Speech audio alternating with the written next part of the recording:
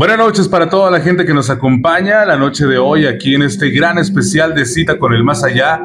Les damos la bienvenida. Muchas gracias, muchachos. Antes de iniciar ya con el patrocinio, con las historias, las leyendas que tenemos preparadas a continuación, quiero agradecer a los más de 10,000 suscriptores que ya están en esta gran comunidad de Cita con el Más Allá aquí en mi canal Rubén Flores, La Voz del Más Allá. Gracias a todos ustedes y pues bueno, vamos a continuar haciendo contenido y de verdad un agradecimiento bien grande para toda la gente que siempre ha estado en el programa y como siempre les he dicho, creo que ustedes han venido más veces al programa que yo, entonces les agradezco bastante el estar con nosotros aquí en La Voz del Más Allá, así que muchas gracias, muchachos. Quiero agradecer también a nuestro patrocinador del día de hoy, porque también tenemos regalos para este gran especial. Tenemos regalos, el Mundo del Tenis, que ya tiene algunas semanas con nosotros haciéndonos el gran favor de patrocinar Cita con el Más Allá. Muchas gracias al Mundo del Tenis por estar con nosotros. Así que a la gente, de una vez apunte el número porque más de ratito lo van a ocupar.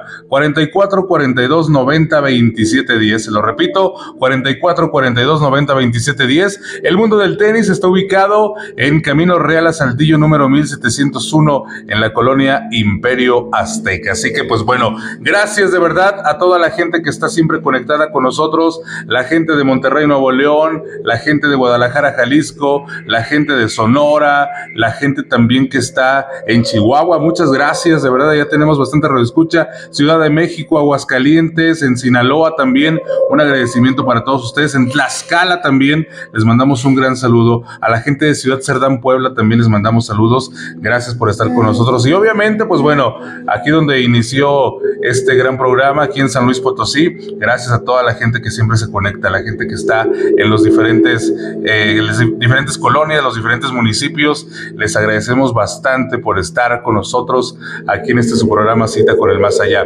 El día de hoy tenemos un gran programa porque es un especial, los cuales me han estado pidiendo que narre algunas historias que se hicieron ya clásicas, que tienen alrededor de unos 10 años ya con nosotros, más de 10 años tal vez, que tienen estas historias y que han sido del gusto de toda la gente y hoy las vamos a tener aquí en este especial. Tenemos leyendas potosinas, tenemos bastantes cosas. De verdad, gracias infinitas a toda la gente que siempre ha estado con nosotros aquí en Cita con el Más Allá. Y pues bueno, vamos a iniciar la noche con las leyendas potosinas. Así que prepárese, bienvenidos. Súbale por favor el volumen, si están en su coche, si están en su casa, si están en su trabajo, espero que lo disfruten porque es un especial que va a estar buenísimo, así que sean todos bienvenidos. Recuerden suscribirse aquí al canal, regalarme un me gusta aquí bajo esta publicación, coméntenme dónde nos están escuchando, dónde nos están viendo, en qué colonia, en qué municipio, en qué ciudad, en qué país, para mandarles un saludo. Así que, señores, bienvenidos a este especial el día de hoy. Y también es un especial porque ya rebasamos los 10,000 suscriptores. Bienvenidos, soy Rubén Flores y esto es Cita con el Más Allá. Desde hace muchos años han dicho que la presa de San José está asolvada y deberían de desaguarla para poder limpiarla en el fondo y así pueda captar más agua y esté más limpia. Incluso dicen que los de la minera han ofrecido al gobierno desasolvarla sin cobrar un solo centavo, con la única condición de que ellos se queden con el asolve, con el propósito de extraer cualquier cantidad de mineral o plata que contenga. Según esto, los gobiernos de distintas administraciones no han aceptado la oferta porque, supuestamente, si hubiera mucho metal, mejor sería que el gobierno desasolvara y quedarse con las ganancias. Pero lo que pasa verdaderamente es que no quiere limpiar la presa porque en el fondo de la cortina hay muchas evidencias de crímenes perpetrados por gobernantes anteriores, de muchos desaparecidos que estaban en contra de tal o cual gobernante, y allí los aventaron amarrados de los pies con ladrillos muy pesados. De ser cierto esto, han de haber cientos de cadáveres. También cuentan que en la base de la cortina hay un gran tesoro enterrado. Un tesoro consiste en muchas joyas y monedas de oro que la gente donó cuando construyeron la presa y que el tesoro fue a guisa de ofrenda. ¿Quién sabe si sea cierto? pero a nadie le permitirían que explore el fondo para buscar ese supuesto tesoro, y no se lo permitirían porque aunque hallaran el tesoro, primero hallarían cadáveres de tantos hombres desaparecidos en la época de los caciques. Y hay una leyenda que muchas personas cuentan de la presa de San José, o más bien de la Cortina. Cuando la construyeron, era la época en que mucha gente poderosa creía en el espiritismo y hacía rituales espiritistas. Al mismo tiempo sabían que la presa iba a traer progreso a San Luis Potosí, pero también podría ser su desgracia si por cualquier causa llegara a reventarse. Entonces los espiritistas pidieron consejo a uno de sus líderes, o brujo mayor, y este les dijo que para prevenir una catástrofe sería adecuado emparedar en la cortina a varios niños para que sus ánimas lloraran si se fuera a romper. Si se llegara a escuchar el llanto de las ánimas, la gente estaría prevenida y podría evacuar a la población. De tal modo, secuestraron a varios niños y niñas y de manera ritual los emparedaron vivos en la base de la cortina.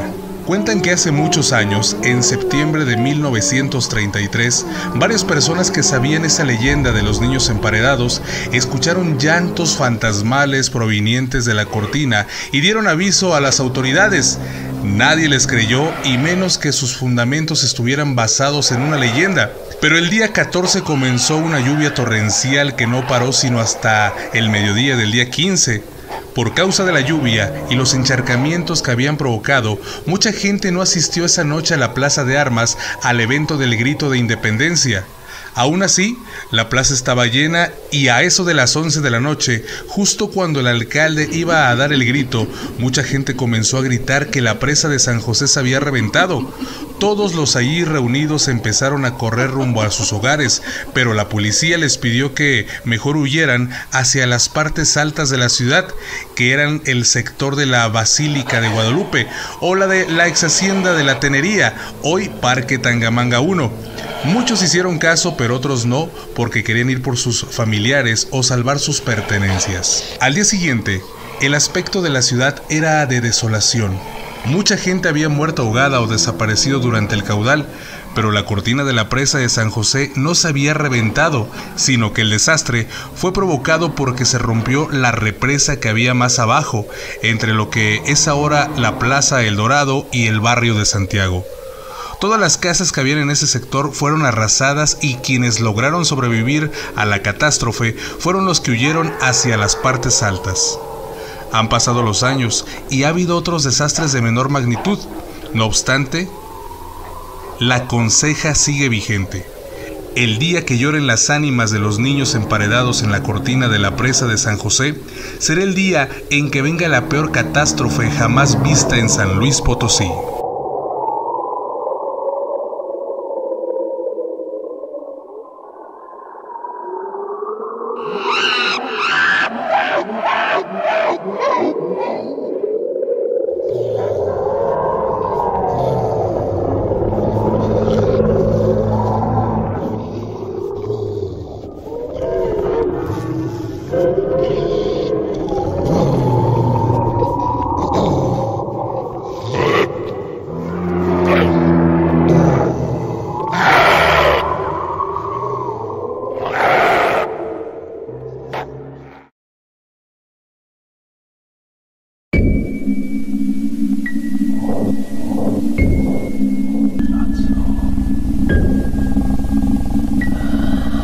Los minerales de Cerro de San Pedro estaban en auge y como llegaban muchos buscadores de oro, el comercio era próspero. Las autoridades dispusieron el arreglo de dos principales corrientes. Una de ellas venía por el suroeste y formaba permanentemente lo que se llamaba los Charcos de Santa Ana. Por aquellos tiempos llegó a San Luis una bella mujer.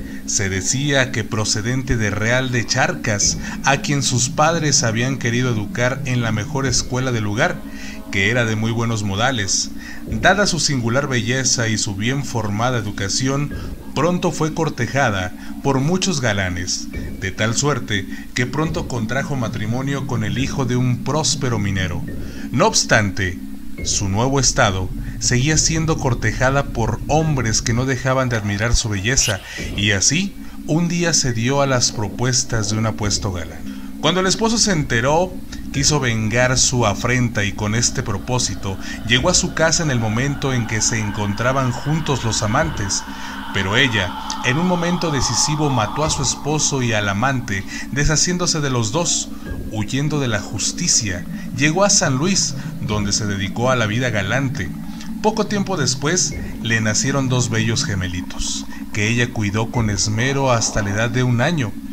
Tiempo en que se dio cuenta que mucho le estorbaban y en más de una ocasión pensó en deshacerse de los pequeños. Por fin, un día en que el calor era sofocante, se fue a bañar a los charcos de Santa Ana, llevando consigo a los niños.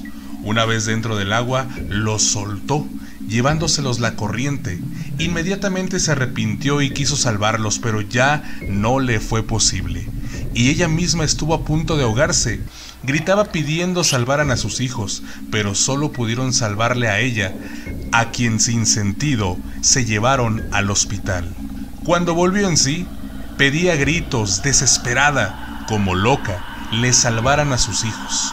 Por fin, ya establecida, se pasó el resto de su vida buscando en los charcos de Santa Ana, en las corrientes, en el río de Santiago, a donde desembocaban todas las corrientes de San Luis, siempre buscando a sus hijos, culpándose de haberlos ahogado. Esto dice la historia y la leyenda sigue. La leyenda de La Llorona es de tradición nacional, forma parte de nuestro folclore y tanto en México, capital de la República, como en casi todas las provincias del país, tiene una versión particular de esta leyenda. Con frecuencia, los hechos de este personaje se desarrollan en las cercanías de un río o de una laguna o en un día de lluvia. El caso es que siempre hay agua de por medio. Esta Llorona difiere de las demás en algunos aspectos. Por eso es nuestra Llorona potosina. Por calles estrechas de la ciudad aparecía una mujer con albo vestido y manto. Al caminar dejaba una estela que emanaba reflejos luminosos. Deambulaba generalmente después de las 12 de la noche, aunque no siempre como fantasma, porque cuando se dejaba ver normalmente tenía el aspecto de una persona común y corriente. Si bien no era casual que una dama caminara sola a esas horas, los caballeros noctámbulos la saludaban y ella contestaba con gracia, siguiendo apresurado su camino. Dicen los que dicen que conocieron a los que dicen haber hablado con los que la conocieron, que tenía un rostro hermoso y melancólico. Tiempo después de que pasaron ciertos acontecimientos que diremos en el curso de esta narración, se llegó a la conclusión de que ella era una persona conocida en ciertos círculos sociales con el nombre de Lucía, ya que de día visitaba a personas amigas que ignoraban que fuese la Llorona. Ocurría la coincidencia de que siempre que esta mujer paseaba por las calles hacia el río Santiago en las orillas de la ciudad, se oía el prolongado y lastimero grito.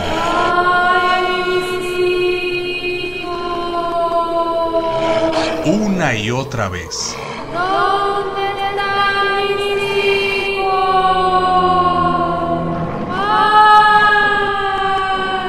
Al día siguiente, la gente comentaba: qué cosa más curiosa y más casual. Anoche encontré por una estrecha calle del rumbo de Santiago a Lucía y al perderla de vista escuché un llanto semejante al que dicen que hace la Llorona. Y otras personas comentaban: yo también escuché un lamento, yo también. Esto sucedía con bastante frecuencia.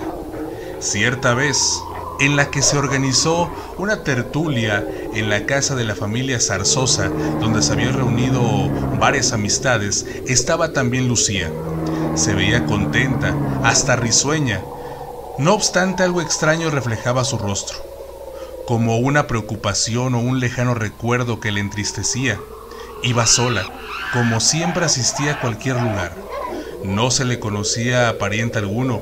Vivía sola en una casita en los aledaños del barrio de Santiago, al norte de la ciudad, muy cerca del río del mismo nombre. Nunca se supo el origen de Lucía.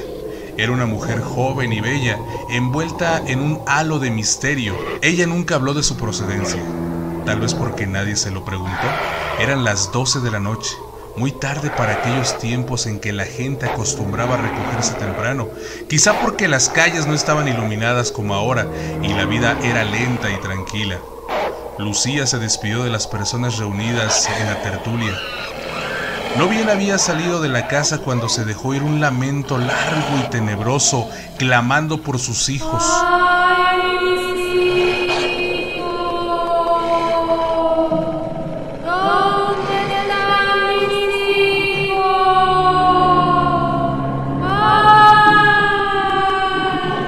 Todos los que permanecieron en la casa referida quedaron como petrificados, paralizados por el terror. Hubo un largo silencio. Cuando pasó el pánico y volvió la tranquilidad, algunos comentaron: «Y la pobre Lucía se fue sola». Alguien dijo en tono de broma: «¿No será ella misma la Llorona?». Todos se rieron porque el chiste les causó gracia, menos a una mujer que tenía dotes de clarividencia y que ya había notado en Lucía algo extraño, algo que la hacía sentir como que no pertenecía a este mundo, que aquí estaba para purgar una pena. La clarividente sabía que Lucía bien podía ser la mismísima Llorona. Una noche cerrada, en que no brillaban las estrellas, una de esas noches en que el frío es intenso y la lluvia pertinaz, asistió Lucía a una de esas acostumbradas tertulias provincianas, amenizada con piezas de violín, piano, cantos, nutrida con exquisitas viandas y endulzada con variados postres. Un elegante joven, ataviado con traje de fina procedencia inglesa, vio a Lucía por primera vez y quedó impresionado ante su extraña belleza, cuyo rostro resaltaba emergiendo de un ropaje coloreado en varias tonalidades de azul cobalto, envuelto en una capa tornasol bordada con perlas. El joven elegante miraba extasiado aquella belleza etérea. Llegó el momento en que Lucía debía retirarse. Él se ofreció para acompañarla a su domicilio, a lo cual accedió ella después de insistentes ruegos tanto del joven como de los anfitriones.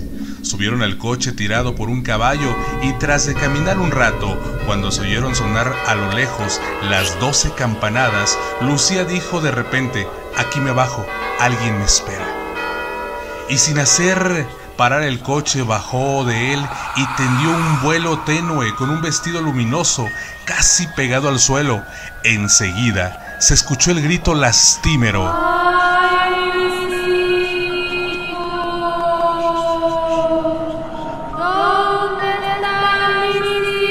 que se perdió en la distancia.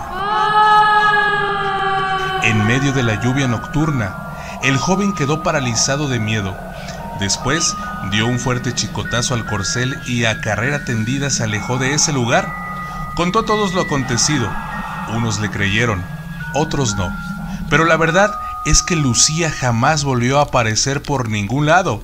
Sin embargo, hay quienes aseguran que todavía hoy han oído el triste lamento de la Llorona potosina.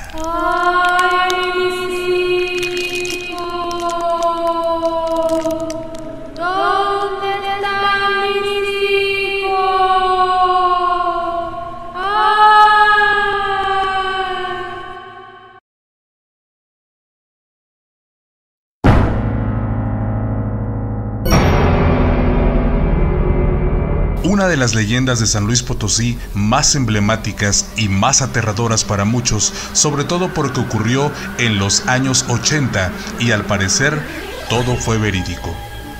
La historia cuenta que un taxista de nombre Abel Morales se encontraba trabajando en el turno de noche durante el mes de noviembre. Él ya había trabajado más de 5 horas, pero estaba dispuesto a subir un último pasaje, por lo que cerca de las 2 de la mañana y a escasos metros del cementerio del Saucito, una mujer vestida de negro, como si hubiera asistido a un funeral, le hizo la parada. La mujer se encontraba vestida toda de negro y sin embargo se veía muy elegante, la cual le pidió de favor que la llevara a cada uno de los templos de los 7 barrios. El taxista se extrañó, y es que alguien que pida una cosa así y a esas horas de la noche le pareció muy raro. no se reservó y le comentó a la mujer que lo más seguro es que ningún templo estuviera abierto a esa hora, pero ella insistió que la llevara pues solo iba a rezar a las afueras de cada uno.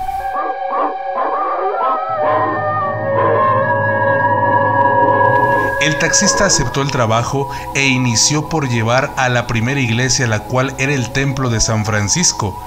A pesar de que el hombre intentaba hacer plática, la mujer no respondía nada, siempre callada y seria, por lo que él entendió que se encontraba muy apurada en cumplir con ese trabajo. En cada uno de los templos, la mujer se ponía de rodillas de frente y rezaba por unos minutos para regresar al carro. Al final la mujer le pidió a Abel que la llevara al mismo lugar donde la había recogido, cerca del cementerio del Saucito. Tras dejarla en su destino final, la mujer le comentó que no tenía dinero para pagarle, pero que en cambio le daría una carta y una cadena de oro para que se le entregara a su hermano, el licenciado Mario Palomares, quien además le pagaría. Abel se molestó mucho por el viaje que realizó y la falta de pago, pero su cansancio era tanto que no le quedó otra que aceptar e irse a dormir. A pesar de lo cansado que se encontraba, Abel no podía conciliar el sueño, y es que ese extraño suceso con la mujer lo tenía dando vueltas por la cama. Al día siguiente, acudió al despacho del licenciado Mario Palomares, a quien le entregó la carta y la cadena, además de contarle la extraña historia. El licenciado aceptó la cadena y leyó la carta para al final aceptar hacer el pago. Pero mientras le entregaba el dinero, le señaló a Abel que era importante confesarle que la medalla y la carta pertenecían a su hermana Socorro, quien habría muerto hace más de 2 meses. Abel quedó perplejo y decidió no aceptar el pago. Los días siguientes, el taxista no podía conciliar el sueño debido a lo sucedido. Hasta según cuentan, murió al mes de los hechos.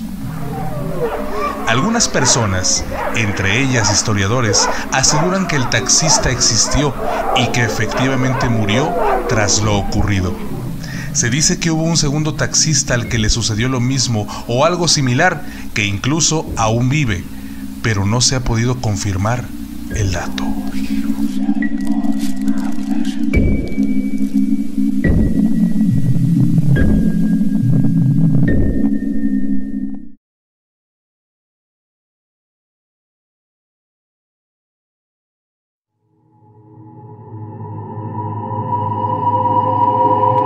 El antiguo hospital se encontraba entre los barrios de El Montecillo y de San Sebastián, cerca del costado sur del Templo de San José. Cuentan que entró a formar parte del personal una enfermera llamada Eulalia, de buena presencia, quien desde el principio dio muestras de profesionalismo y diligencia. Por lo tanto, se ganó la simpatía y el aprecio del personal médico y administrativo. Eulalia repartía su tiempo entre su trabajo en el hospital y en atender a su familia, que consistía en su madre y 2 hermanos menores. Llevaba una vida tranquila, sosegada y al mismo tiempo activa. Nada perturbaba el horizonte de esta eficaz mujer. Años después, se inauguraba un flamante hospital con el nombre de Hospital Central Dr. Morones Prieto, y a este hospital pasó la mayor parte del personal del antiguo hospital civil, entre el que se encontraba Eulalia. A este mismo lugar llegó a hacer sus prácticas profesionales un doctor de nombre Joaquín, quien al poco tiempo de conocer a Eulalia, la hizo su novia. Duraron un tiempo así, y como todo marchaba bien, Joaquín le propuso matrimonio a la inocente enfermera, ella aceptando. Solo como condición, el joven doctor le pidió que lo esperara 6 meses porque tenía que tomar un curso de medicina en Monterrey. Pasó el tiempo, y cuando estaba por cumplirse el lapso, Eulalia, con la ilusión de que pronto se casaría, compró el vestido de novia. Al mismo tiempo, en el hospital hubo un baile, y cuando le preguntaron a Eulalia si asistiría, ella dijo que no, porque no estaba su novio Joaquín. Uno de los doctores le dijo que estaba equivocada, porque Joaquín se había marchado a Monterrey a casarse. Tal noticia derrumbó a Eulalia, cambiándola por completo. Trataba de mala gana a los pacientes, no les daba sus medicinas y se dice que muchos murieron por su negligencia. Transcurrió el tiempo y la enfermera, tras una penosa enfermedad, murió en el mismo hospital donde trabajaba.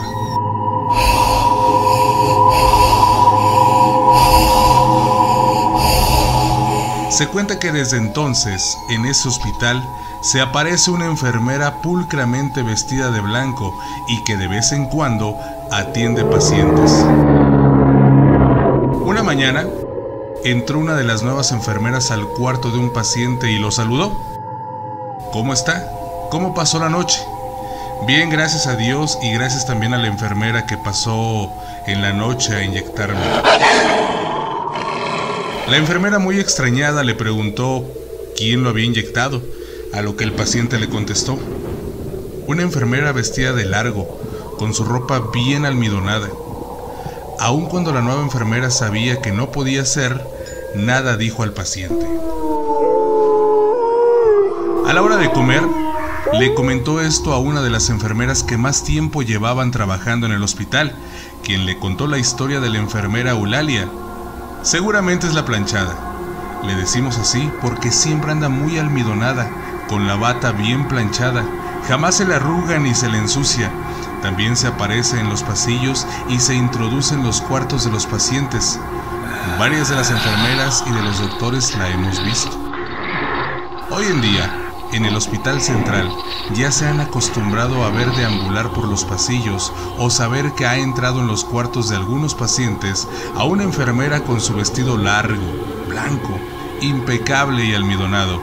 Incluso, nadie duda que alguna vez haya asistido como ayudante en las operaciones que los nuevos médicos practican en el quirófano, pues fue precisamente en la sala de operaciones en donde Eulalia empezó su trabajo de enfermería.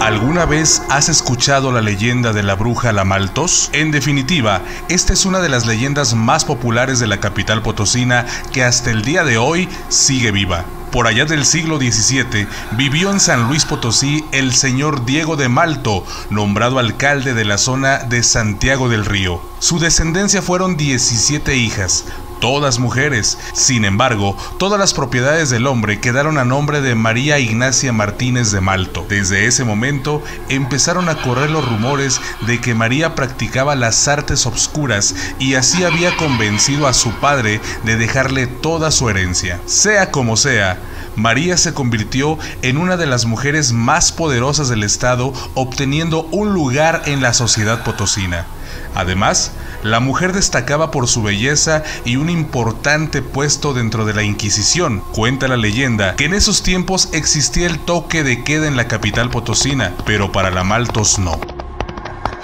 A altas horas de la noche, la mujer salía en una carreta conducida por 2 caballos negros. El rechinado sobre las aristas de las calles y el respirar frenético de los caballos helaban la piel.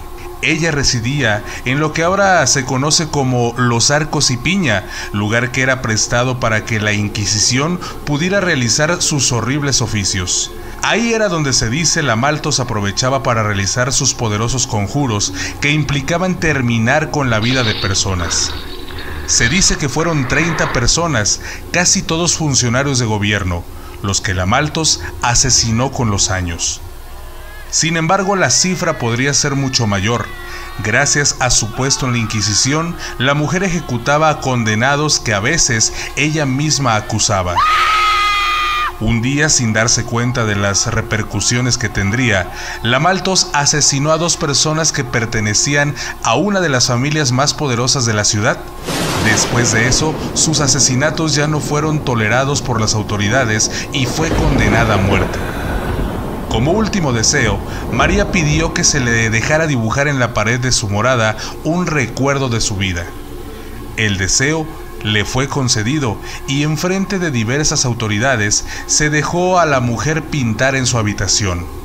La Maltos comenzó a dibujar una carreta con caballos negros, igual a la que usaba para recorrer las frías noches de San Luis Potosí.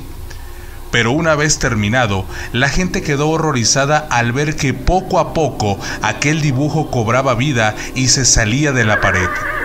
La Maltos aprovechó el descuido de la gente y se subió al carruaje que poco a poco se volvió a incorporar a la pared.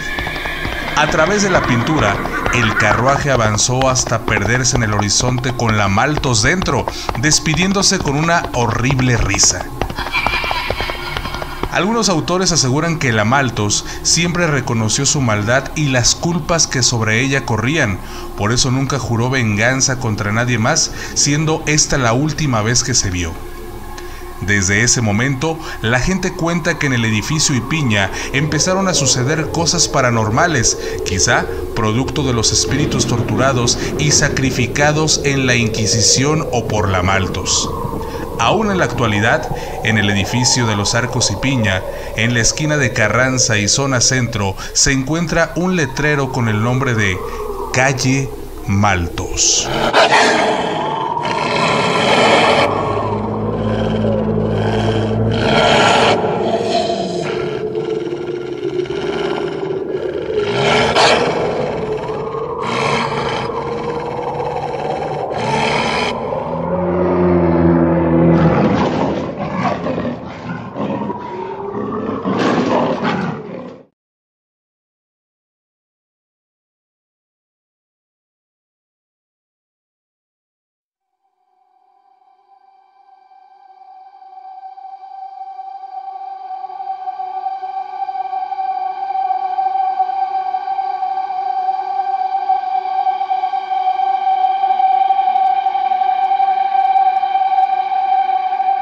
Un tío de mi mujer trabajó muchos años en donde ahora es el Parque Tangamanga 1. En esos terrenos estaba la hacienda de la Tenería, que por muchos años estuvo medio abandonada, hasta que el gobierno los expropió para convertirlos en parque. Arreglaron lo que era la casa grande de la hacienda y también una de las trojes, donde ahora están las oficinas. A ese tío de mi mujer, que murió hace como 10 años, le gustaba platicar cosas de miedo y siempre platicaba una historia que, nos aseguraba, a él le tocó ver cuando trabajó en esas tierras. Y decía que lo vio varias veces. En las noches de verano, cuando había luna maciza, siempre pasaba un carretón por donde antes hubo un camino de herradura que llegaba a las trojes y a la casa de la hacienda. Él y sus compañeros veían ese carretón pasar, pero sabían que no era cosa de este mundo, sino algo así como una cosa fantasmal. O sea que el carretón no era real, ya no era real, pero debió haber sido real muchos años atrás, cuando la hacienda era productiva. Contaba que pasaba el carretón y se oían quejidos de gente y también las pisadas de los caballos o mulas que lo jalaban. Hasta se oían los latigazos del carretonero. Seguía y seguía su camino, el carretón, hasta que se metía o se desaparecía en una de las trojes. Y también nos contaba que cuando pasaba olía a muerto, a cadáveres, pero que no era el mismo tufo apestoso de las pieles que encuentran. Y luego nos contaba que gente de más antes explicaba que lo de ese carretón fantasmal tenía que ver con una desgracia que pasó hace muchos años aquí en San Luis, una desgracia causada por una enfermedad que mató a mucha, pero mucha gente. O sea que hubo una epidemia y se murieron muchísimas personas, entre ellas trabajadoras de la hacienda de la Tenería. Entonces, cuando tocó esa epidemia, cargaban a los muertos en el carretón y primero los llevaban a una troje de la hacienda. Habrá sido para contarlos o reconocerlos, y luego ya se los llevaban a darles cristiana sepultura en el panteón. Eso es lo que nos contaba el tío de mi mujer. pero yo también he escuchado cosas parecidas de gente que dice haber visto esa carreta en lo que ahora es el parque, en la Avenida Grande, ahí por donde está el Teatro Carlos Amador.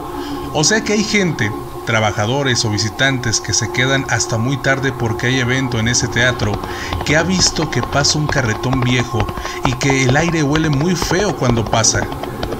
A los que no saben esta historia, se les hace raro que un carretón pase por ahí, pero los que sí saben mejor se santiguan como respeto a los muertos y a la muerte.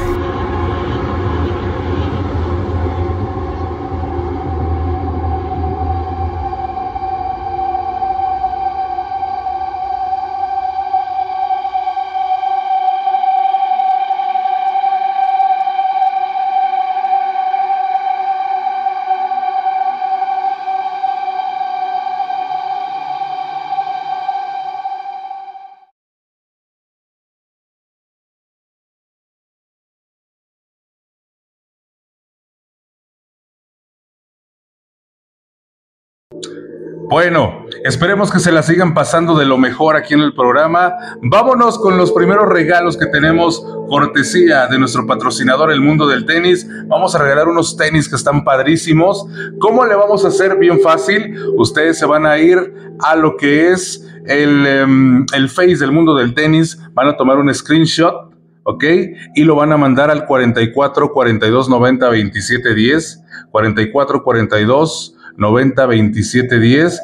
El primer screenshot, el primer WhatsApp que les llegue y que digan que están viendo Cita con el Más Allá, se van a llevar los tenis, ¿ok? De volada háganlo. Recuerden que es El Mundo todo pegado, espacio del tenis, así, El Mundo todo pegado, del tenis todo pegado. De volada tómenle un screenshot de que ya están siguiendo su página, de que ya están siguiendo su Facebook, y mándelo al 44 42 90 27 10. Díganles que están viendo el especial de Cita con el Más Allá. Gracias de verdad a toda la gente que siempre está con nosotros en este gran programa. Toda la gente, les vamos a mandar por aquí saludos porque la noche de lunes tuvimos programa que estuvo muy bueno. De verdad, lo disfrutamos bastante y esperemos que también lo estén disfrutando bien. Si hay algunas leyendas que ustedes quieran compartirnos de su ciudad, de su comunidad, de su país, estaría increíble que lo hicieran, que nos las mandaran, y aquí les vamos a estar narrando en Cita con el Más Allá. Saludos Adriana Monsiváis, gracias Rubén por excelentes historias de terror, felicitaciones, Dios te bendiga, bendiciones, saludos desde la colonia San Francisco. Dice Mario Moreno, muy buenas noches, mi buen amigo Rubén, te escucho vía internet desde el barrio de Tlaxcala, excelente programa, saludos cordiales, gracias. Dice Jacqueline, saludos Rubén, muy bueno el programa, desde Conjunto del Real, como siempre, no nos lo perdemos mis hijos y yo, Luis Ángel, Edgar, Michelle y Jacqueline, ojalá pronto lo pasen por la radio, muy pronto, van a ver. Lilian Cano, me encanta su programa desde hace 10 años, muchas gracias. Dice Rubén, buenas noches, y escuchando desde Pavón, manda un saludo para mí a Isabela, gracias. Dice por aquí Rosendo, buenas noches Rubén, soy Rosendo, mándale un saludo a Kikín de Hogares Ferrocarrilero, segunda sección. Pepe Huerta, buenas noches Rubén, ¿cuándo vas a Villa de Arista con Celestino Cepeda? Muy pronto iremos de aquel lado. Muchas gracias para todos ustedes, y pues bueno, continuamos con más aquí en Cita con el Más Allá. No le cambie, regresamos. Buenas noches para toda la gente que nos acompaña el día de hoy aquí en Cita con el Más Allá. De los últimos programas del año, te damos la más cordial de las bienvenidas en esta excelente noche. Bueno, te saludo, mi nombre es Rubén Flores, voy a estar con ustedes a lo largo de este programa y vamos a estar narrando una de las historias más terroríficas que han escuchado ustedes aquí en el programa. Me refiero a la historia del martillo de brujas, del Maleus Maleficarum. Espero que toda la gente se ponga cómoda para escuchar esta gran historia que tenemos para todos ustedes. Y pues bueno, antes de iniciar,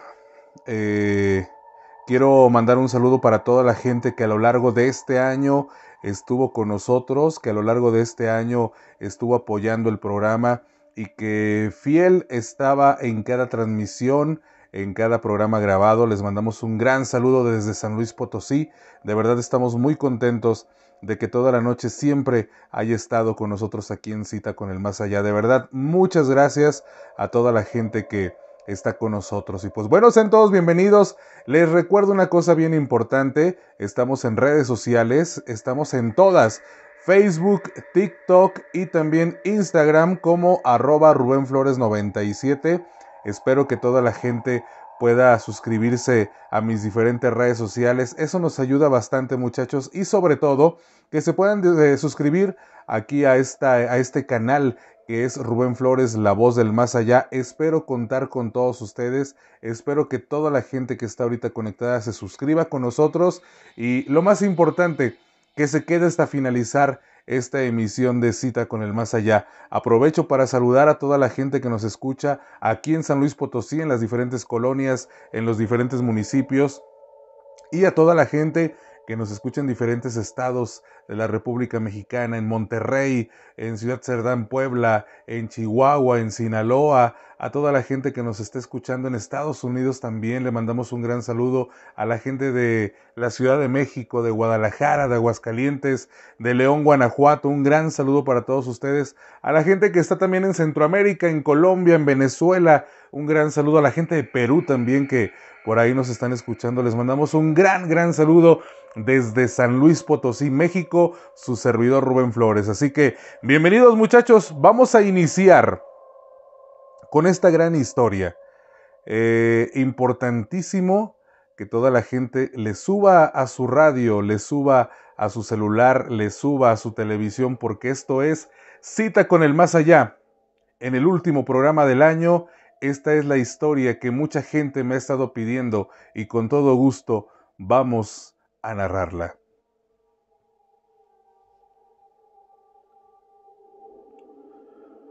Buenas noches a todos. Antes de iniciar me gustaría precisar que los hechos inmersos en el siguiente relato no buscan dañar o perturbar los sentimientos de quienes compartan experiencias similares. Por otra parte, sin ofensa a terceros, realizaré una advertencia a quienes escuchen, porque seguramente aquellas personas débiles de voluntad podrían ser víctimas de entes demoníacos que seguro se verán atraídos por la lectura de este texto.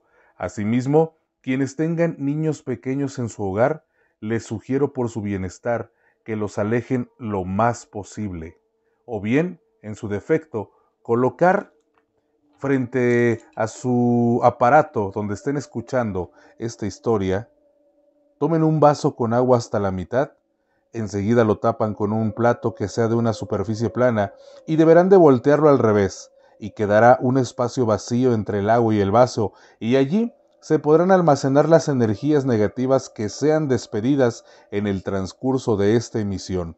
Aún así, puede ser posible que muchos de ustedes radioescuchas sean molestados por entes de fuerza negativa, por lo que, para proteger su integridad espiritual, citaré una oración para la protección de todos.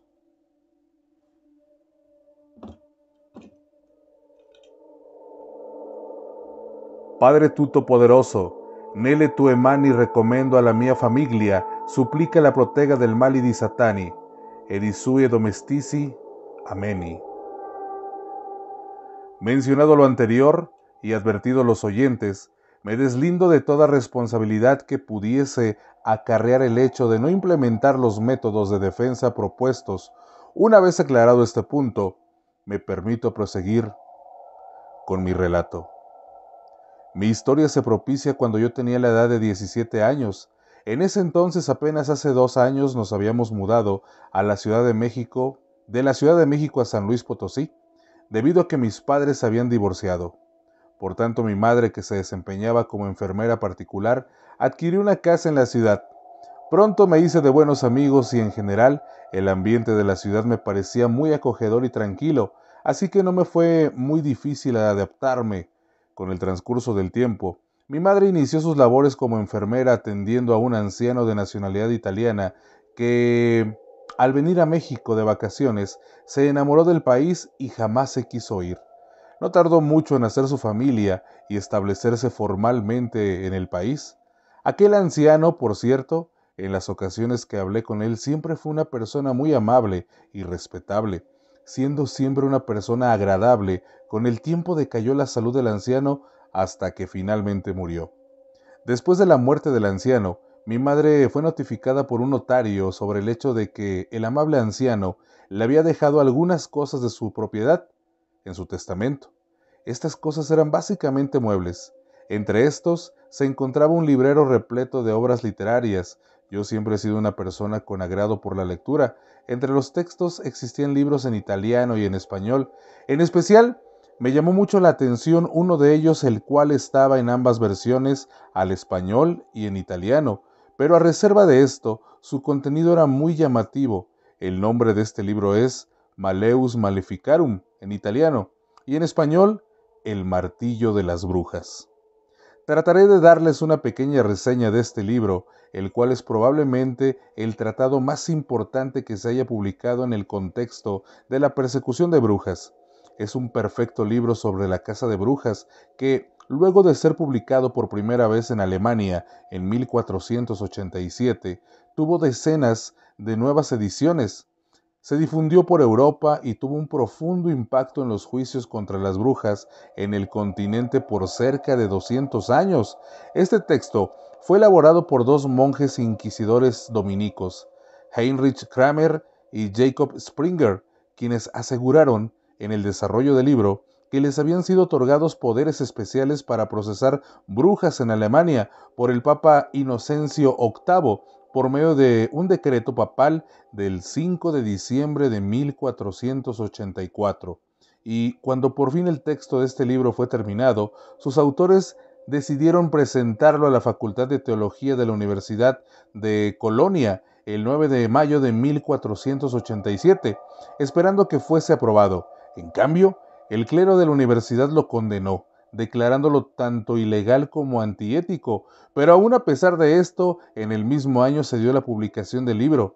Al paso de los años, Kramer fue condenado por la Inquisición en el año de 1490, en virtud de que los procedimientos y teorías doctrinales establecidas atentaban íntegramente contra los principios tanto éticos como católicos de la Iglesia, pues el propio texto era la confesión de sus autores de haber tenido contacto con el demonio, pero el libro continuó siendo publicado manteniéndose a flote por la creciente hambre popular de las soluciones contra la brujería.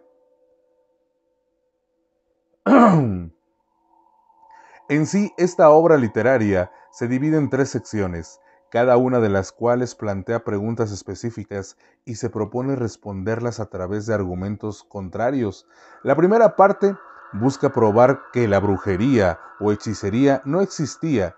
Detalla cómo el demonio y sus seguidores, las brujas y hechiceros, perpetran un sinfín de males con el permiso de Dios Todopoderoso. Más que explicar esto como un castigo, tal como muchas autoridades eclesiásticas de la época hacían, los autores de este libro proclaman que Dios permite estos actos con tal de que el diablo no gane poder ilimitado y destruya el mundo. Esta parte con el debido respeto, pues de antemano asumo que los seres humanos no somos objetos de división por nuestro sexo, ni nos da u otorga superioridad alguna. Sin embargo, es importante acotar que en esta obra también explica por qué las mujeres, por su supuesta naturaleza más débil e intelecto inferior, son por naturaleza más propensas a las tentaciones de Satán que los hombres. El propio título del libro contiene la palabra maleficarum, la forma femenina del sustantivo, y los escritores declaran incorrectamente que la palabra femenina mujer es una derivación de fe minus, sin fe, o infiel o desleal. Posteriormente, en la segunda parte se describen las formas de brujería de las que se tienen conocimiento, incluso previo al nacimiento de Cristo. Esta sección detalla cómo las brujas lanzan hechizos y cómo sus acciones pueden ser provenidas o remediadas.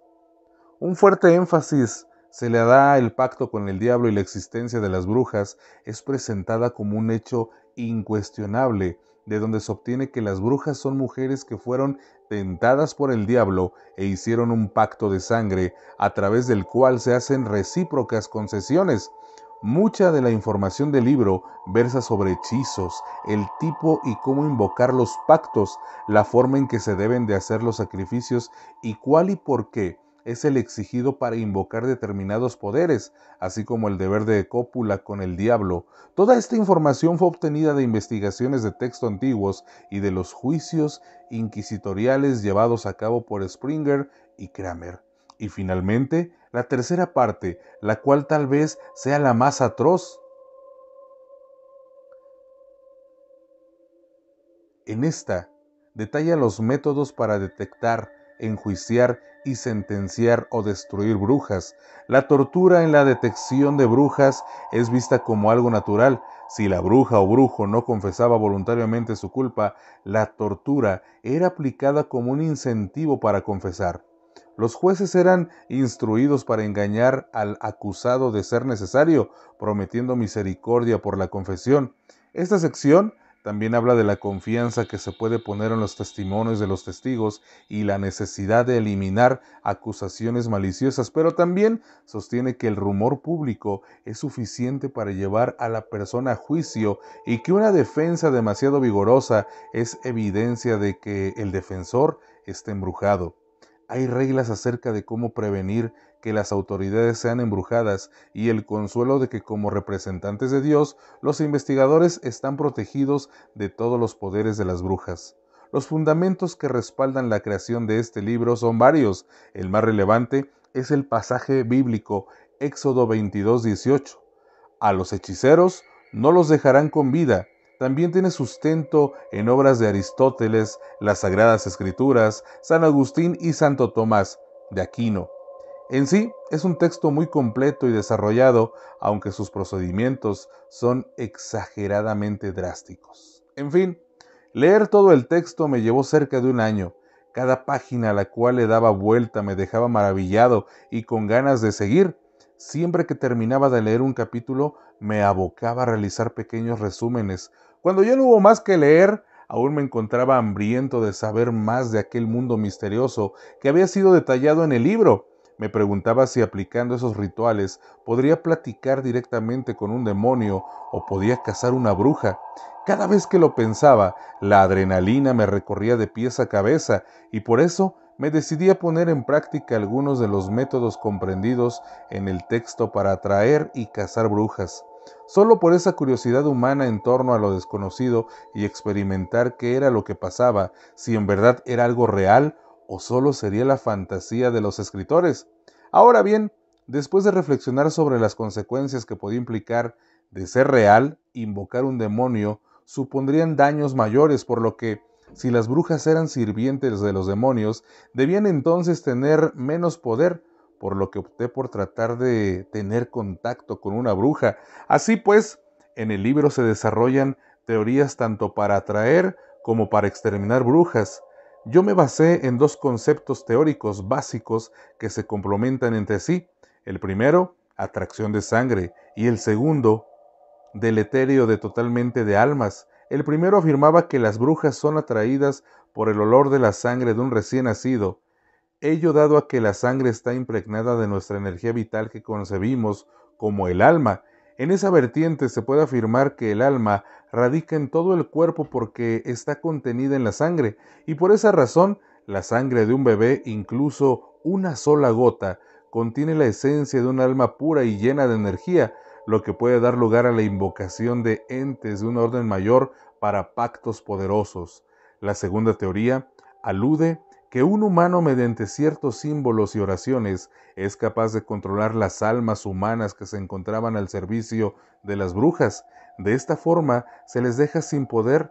Posteriormente debía de ser invocado un ángel que a lo largo de los tiempos se ha caracterizado por exterminar brujas. Esta segunda teoría parte del hecho de que las brujas tienen un pacto con el demonio, a través del cual tienen permitido acumular energía en sí mismas de sus víctimas, por lo que entre más víctimas mortales tome una bruja, mayor será su poder y jerarquía. Partiendo de estos fundamentos, me sería necesario tener a mi disposición a un recién nacido para mi beneficio. Recordé que mi madre me había contado acerca del nacimiento del primer hijo de su hermana. Solo sería cuestión de convencer a mi madre a invitar a mi tía a pasar algunos días a nuestra casa. Después, le mostré mi interés a mi madre de conocer a mi primo recién nacido. Mi madre, ante mi insistencia de invitar a mi tía para conocer a su hijo, no le quedó más que aceptar, por lo que pronto se comunicó con ella y le invitó a pasar algún tiempo con nosotros. Al pasar pocas semanas, mi tía, su esposo y el bebé arribaron a la ciudad. Al verlos llegar, mi emoción aumentó en virtud de que estaba cerca de realizar mi comprobación del contenido del libro. Era únicamente cuestión de esperar el momento oportuno para efectuar el ritual de una atracción y tal vez tendría un efecto contumaz, pues más relatos de los vecinos en el vecindario donde habitábamos eran comunes los avistamientos de brujas. Conforme pasaban los días hice un repaso exhaustivo a la sección tercera del libro, con el fin de saber perfectamente cómo defenderme y por supuesto cómo atacar. Trataba de eliminar y prever toda circunstancia que me pudiese llevar a un fracaso. Fue entonces cuando un sábado por la tarde, mi madre y mis tíos saldrían a hacer unas compras y me pidieron que cuidara al bebé. Por supuesto que era el momento. Mi intención nunca fue dañar a mi pequeño primo, por lo que sabía que lo único que quería para el rito era una sola gota de su sangre, así que tomé un pequeño alfiler y le pinché el dedo índice. El bebé ni siquiera sintió nada, pero fue suficiente para hacer brotar una pequeña gota de sangre, la cual tomé cuidadosamente para impregnarla en un papel, en el cual estaban dibujados los símbolos de atracción establecidos en el libro. Enseguida procedí a hacer un cántico que en esencia se traduce como una orden proveniente de un demonio. Esto es, se busca engañar a la bruja para que ésta, al captarlo, perciba la presencia de un demonio que le pide su presencia. Al finalizar el rito, esperaba ver la llegada de la bruja en cualquier momento, por lo que, para nuestra protección, tomé a mi primo y dibujé un círculo de sal a nuestro alrededor. De la misma forma, llevaba conmigo una Biblia bendecida, en la que ya tenía subrayados y separados los versículos de protección y ataque contra una bruja. Sin embargo, transcurrieron los minutos, pasaron las horas y nada sucedió. Analicé cada paso en la ejecución del ritual y todo se había desarrollado como lo indicaba el libro, y siguieron pasando los días y nada ocurrió. Tal fue mi decepción que comencé a dudar sobre la veracidad de aquel texto. Finalmente, había resultado ser una simple novela de ficción. Mi experimento había concluido. Se llegó el día en que la familia de mi tía regresaría a la Ciudad de México. Esa mañana, aproximadamente a las 7, aún todos dormían. Me levanté para ir al baño, el cual estaba enfrente de la habitación en que dormía mi primo.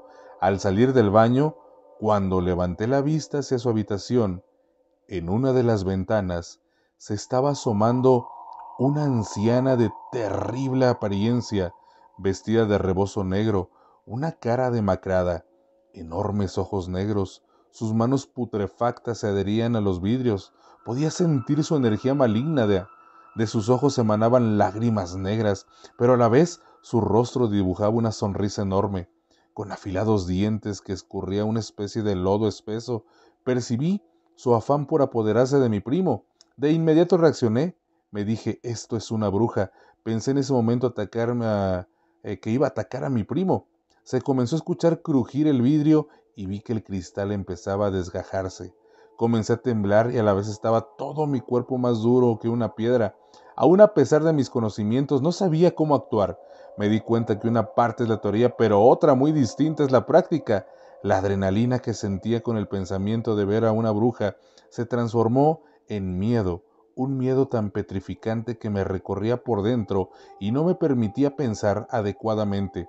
Ni siquiera la luz del sol me podía proteger. En medio del pánico, pude recordar un símbolo de protección. Tomé una pasta de dientes y lo dibujé sobre mi playera, la cual tomé como un escudo y empecé a acercarme hacia la ventana, que seguía quebrándose, y empezaba a percibir un fétido olor a sangre. Al instante aquella bruja vio el símbolo y desapareció como humo. Las piernas me temblaban, mi corazón estaba por estallar, y fue cuando me di cuenta que mi actuar hasta entonces había sido malo.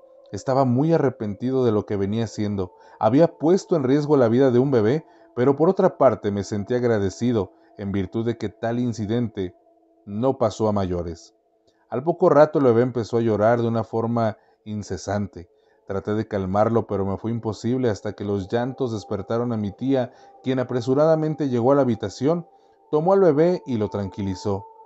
Miraba a mi tía con mi primo y no me cabía en la mente cómo había sido capaz de hacer traer a mi primo desde la Ciudad de México para que fuese una carnada para una bruja.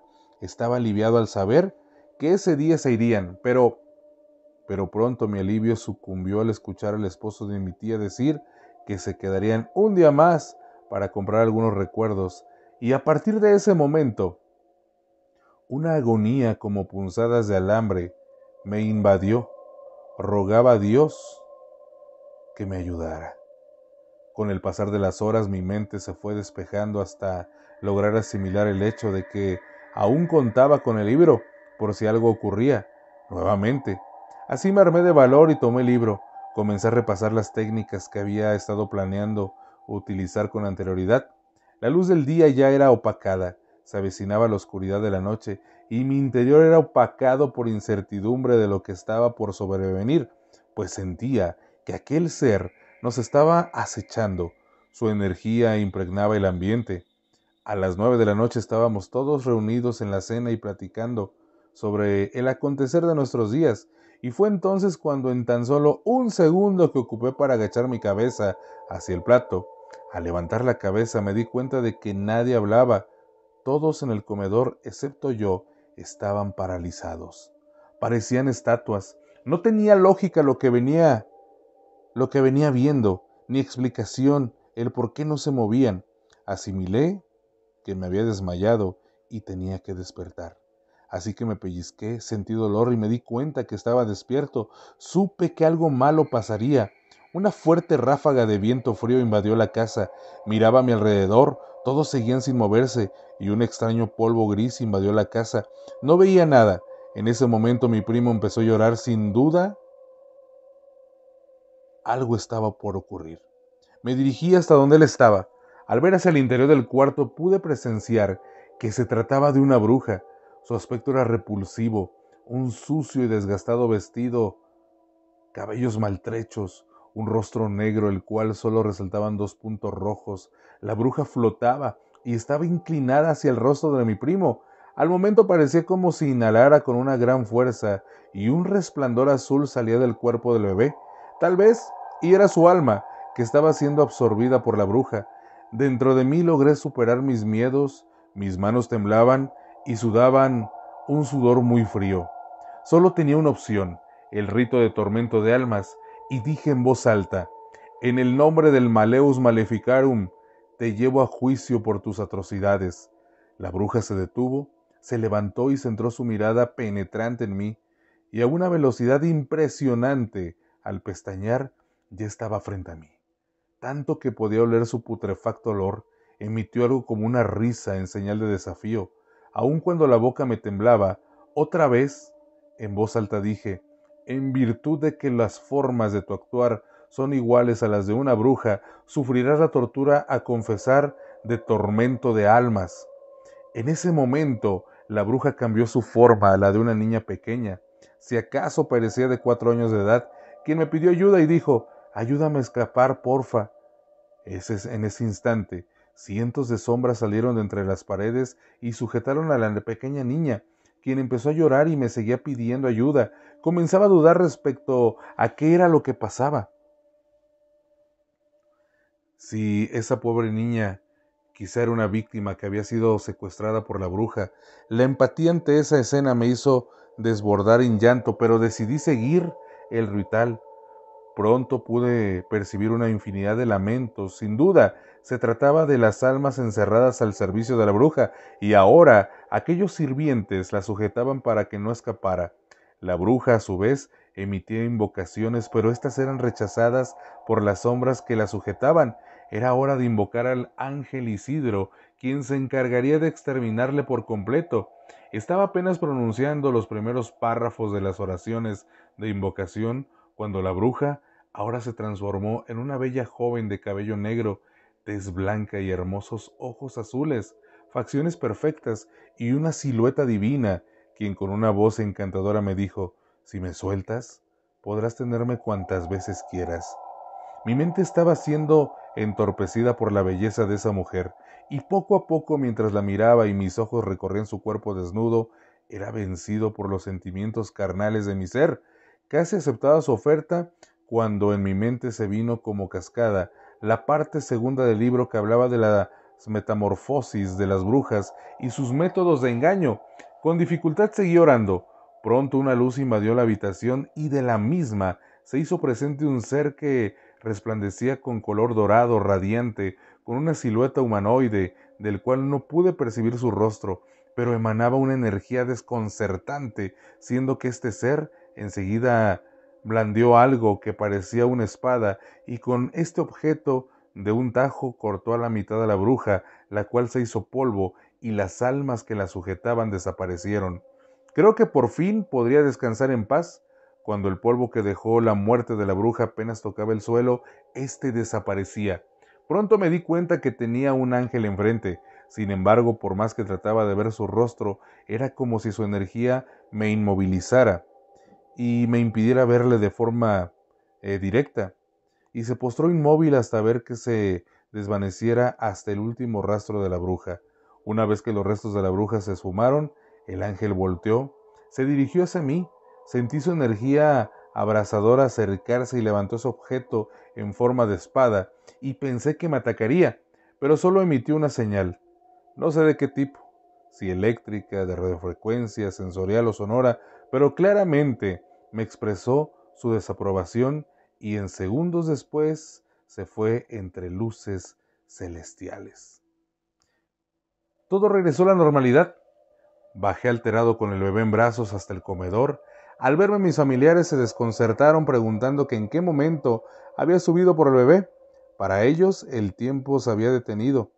Solo yo fui capaz de poder sentir este fenómeno, siendo que desde que mis familiares se paralizaron hasta que la bruja había sido exterminada, habían transcurrido según mi reloj 30 minutos, aunque nadie jamás se enteró de esto. Este fenómeno obedece a todos ocupamos un plano determinado de tiempo y espacio en este universo, pero existe algo llamado cono inverso. Imaginen su plano espacio, tiempo, dentro de este se origina un hueco que sería nuestro cono inverso. Por este conducto es posible movernos a distintos tiempos y espacios. Claro, aún nuestra tecnología no puede controlar este fenómeno, pero las brujas y seres demoníacos o celestiales sí pueden usarlo. Según su jerarquía y poder, estos seres pueden viajar por el tiempo y espacio y, por supuesto, detenerlo. El libro del Malleus Maleficarum prevé cómo un ser humano puede utilizar esto para su beneficio, como básicamente se trataba con brujas, mediante determinadas oraciones que no son más que la invocación de energías que nos den resultado. Los cazadores de brujas, mediante estas, pueden evitar ser afectados con su espacio y tiempo por el poder de una bruja. El hecho de que yo pude actuar para enfrentar a la bruja fue porque, cuando me estuve preparando, llevé a cabo todos los conjuros necesarios para mi protección y, sin saber, realicé el llamado in espacio tempo, mediante el cual, como he venido narrando, se genera una barrera de energía que protege de este efecto. Es por esto que para los demás presentes en mi hogar nunca ocurrió nada, y de igual forma, por medio de esta teoría, se señala que es imposible presenciar el ataque de una bruja, ya que tal vez el ataque se realice en el mismo plano espacial, pero no en el mismo plano temporal, al menos que, como en mi caso, seas absorbido por el poder de la bruja a este. Prosigo. Cuando mi madre me preguntó en qué momento había subido, yo le dije, estabas tan distraída platicando que ni se dieron cuenta. Mi madre aceptó mi respuesta y el incidente se desvaneció entre la plática de aquella noche. Solo en mi mente vivía el recuerdo de ese terrorífico suceso. A la mañana siguiente mi tía y su familia regresaron a su hogar y solo mi madre y yo nos quedamos en la casa. Después de ese día jamás volví a leer el libro, aunque lo conservé en mi poder, y al pasar de los años, aquel suceso se fue borrando de mi memoria hasta olvidarlo parcialmente. El tiempo transcurrió, los años se habían ido como un santiamén. Ya cumplía 30 años de edad y apenas poco más de un año me había casado. Ya esperaba la llegada de mi primer hijo. Mi madre ya descansaba en casa después de una ardua vida de trabajo, y hasta entonces mi vida era muy placentera y feliz. Pasaron pocos meses y mi esposa dio a luz un hermoso varón, el cual llevaría mi nombre. Los primeros meses fueron muy felices, aunque el trabajo me entretenía mucho y me dejaba muy poco tiempo libre para dedicárselo a mi familia. Siempre llegaba a casa alrededor de las 10 de la noche, cenaba, platicaba con mi madre y con mi esposa, veía un rato al bebé, me retiraba a dormir y a la mañana siguiente realizaba la misma rutina, pero esta se vio interrumpida una noche en la que llegaba de trabajar. Mi esposa, en cuanto entré, me narró algo escalofriante que le venía ocurriendo en los recientes días. Ella me dijo: el día de ayer el bebé estaba muy dormidito, cuando de repente dio un grito y se puso a llorar de una manera tal que pareciera como si algo le tuviera miedo. No lograba parar su llanto. Estaba en el cuarto de tu mamá y el bebé volteaba hacia el closet y no quitaba la mirada de allí. Lloraba y decidí salirme. Estuve en el comedor unos minutos y después decidí llevármelo a mi cuarto. Entonces el bebé volteó a ver a la Virgen que tenemos en la cabecera de nuestro cuarto y se tranquilizó rápidamente. Al voltear la cabeza, volvió a ver el closet del cuarto y comenzó a llorar de una manera preocupante, hasta que después de mucho rato se cansó de llorar y se quedó dormido. ¿Tú crees que haya sido algo malo? ¿Qué crees que haya sido? Lo relatado por mi mujer me inquietó y los recuerdos desde mi juventud llegaron a mi mente como una llovizna que refrescaba mi memoria. Me quedé atónito y mi esposa nuevamente me dijo: ¿qué piensas que fue lo que pasó? Yo le respondí: no sé, la verdad no sé, tal vez es algo normal, aunque por dentro temía que se tratase de una bruja. Únicamente le volví a repetir a mi esposa que no se preocupara y que todo iba a estar bien. Los meses siguieron y dejamos de tomar en cuenta aquel hecho. Mi bebé ya cumplía 1 año, 2 meses, ya gateaba y balbuceaba algunas palabras. Un día mi esposa y yo planeamos salir a cenar, para lo cual le dejaríamos a nuestro hijo encargado a mi madre. Así que ese día, llegada la noche, nos alistamos y aproximadamente salimos de casa a las 8 de la noche, con el fin de regresar temprano. Tuvimos una velada memorable y romántica, la que culminó a las 12 de la noche. Ambos nos hallábamos ansiosos por ver al bebé, pero en cuanto llegamos a nuestra casa, la felicidad que vivíamos se vio abrumada por un suceso inhóspito que nos contó mi madre. Ella nos dijo: estaba con el niño arrullándolo para que se durmiera, y como a eso de las 10 de la noche, el bebé se quedó dormido y también tenía mucho sueño. Así que puse al bebé en la carriola y lo coloqué junto a la cama, y pronto me quedé profundamente dormida. Al poco tiempo desperté súbitamente por el llanto del bebé. ¿Cuál fue mi sorpresa al mirar la carriola y darme cuenta que estaba vacía? Así que me levanté y seguí el sonido del llanto hasta llegar a la habitación de ustedes, en donde lo encontré en la cama, y al tomarlo en ambos brazos tenía moretones que demarcaban un fuerte apretón de unos dedos. Mi madre se veía muy alterada, así que yo intenté calmarla y hacerle ver que no había problema alguno. Cuando mi esposa y yo nos retiramos a dormir, mi mujer me decía que tal vez quien había dañado a nuestro hijo había sido mi madre, quien se quería justificar con esa historia. Yo le respondí: te equivocas, mi madre no es capaz de algo así. Además, su artritis no le permitiría ejercer tal fuerza como para haberle hecho esos moretones. Entonces le dije: ¿sabes? Aunque no me creas, se trata de una bruja. Tengo un libro que nos ayudará a alejarla de nuestro hijo. Mi esposa me miró sorprendida, a razón de que yo siempre he sido un hombre de ciencia y poco supersticioso.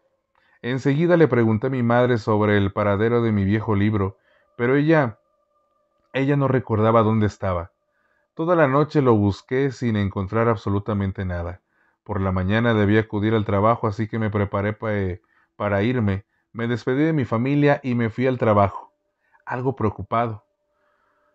Una vez, cuando estuve en mi oficina, revisaba algunos expedientes y en un estante abandonado se encontraba el libro del Malleus Maleficarum.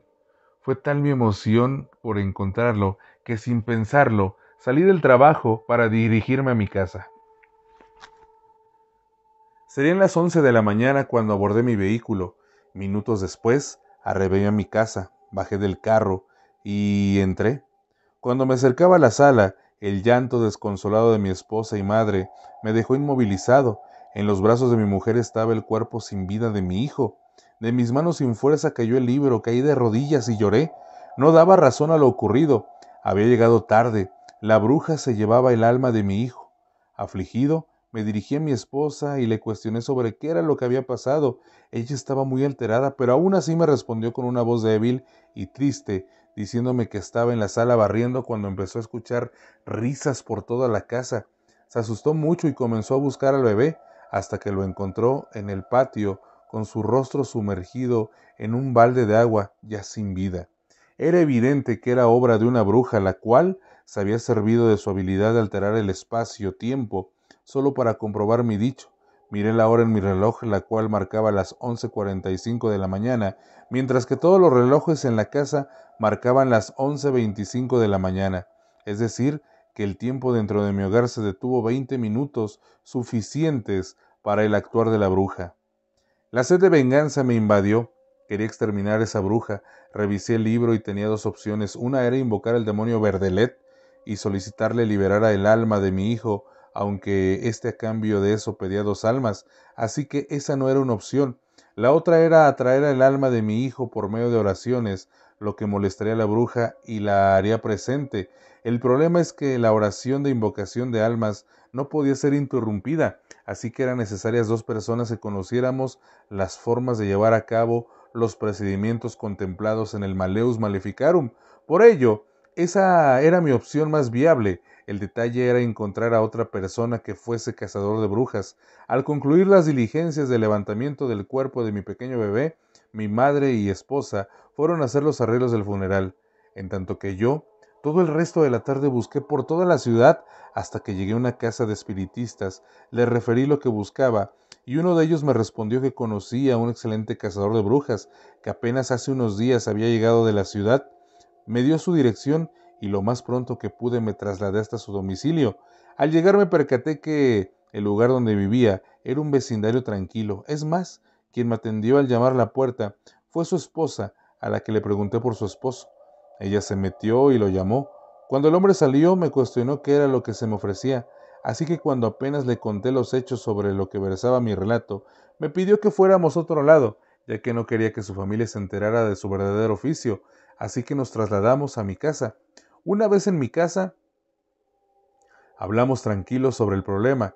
Yo le sugerí al cazador de brujas el siguiente método para acabar con la bruja. Yo, mediante la oración de invocación de almas, llamaría a mi hijo, lo que molestaría a la bruja, y cuando ésta se hiciera presente, él realizaría el tormento de almas y así acabar con la bruja. Al hombre le pareció perfecto lo propuesto por mí. Por consiguiente, contempladas las acciones a seguir, nos dispusimos a ejecutar lo planeado. Subimos hasta la habitación donde siempre había dormido mi hijo, y allí inicié las oraciones. Pronto el ambiente se tornó hostil y frío. Mientras oraba mi corazón palpitaba aceleradamente. Sentía que era apretado con gran fuerza.